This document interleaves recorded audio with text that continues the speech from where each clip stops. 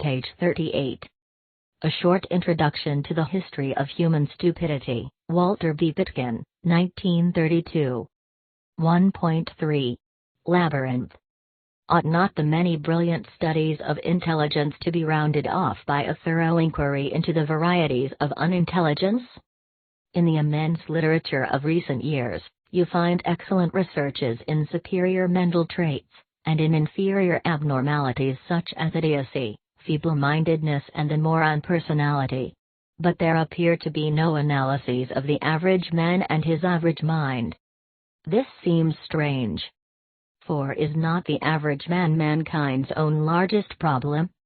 Are not his vagaries, his weaknesses, and his good traits the stuff out of which society as a whole must be fashioned? When he falls from grace, does not the world slump a little? And when he rises to new heights, doesn't the world lift a little?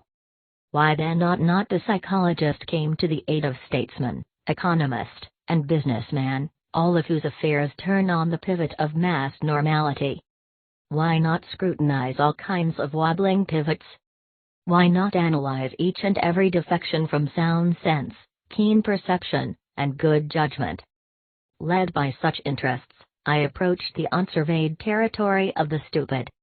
It seemed the best port of entry for the explorer, inasmuch as stupidity appears almost universal. Geniuses display it. Superior men and women flaunt it.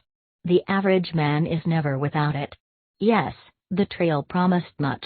Hardly a day's journey along it, though, before it became a labyrinth.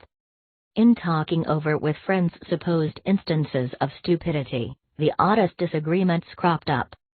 Acts which had impressed me, at first glance, as thoroughly stupid were deemed intelligent by some people, while others were explained away as mere ignorance.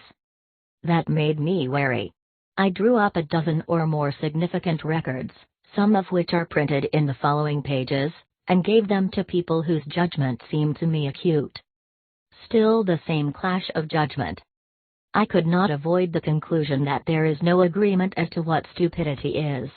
We all recite glibly enough the dictionary definition.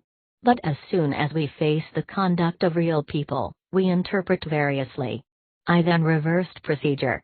I invited some of these same people to narrate the clearest instances of stupidity which they had observed. And now it was I who deviated, all too often, from their appraisals. Yes, we are all bedeviled.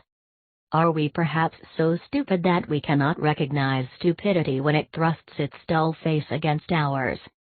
Have we acquired a blindness toward our own blindness? This possibility lent zest to the research. But it was only a weak flavor compared to what ensued. For, as I drew closer to cases, the acts of the stupid assumed an entirely new contour and hue. And under my eyes their very nature changed subtly. Now, at the close of the most entertaining study I have ever pursued, I write finis to all my previous notions about stupidity. And, let it be hoped, that same word serves to indicate the prelude of a new interpretation of the human mind. I am not yet out of the labyrinth, but at least I can read a few signposts in its dusky maze. Page 39.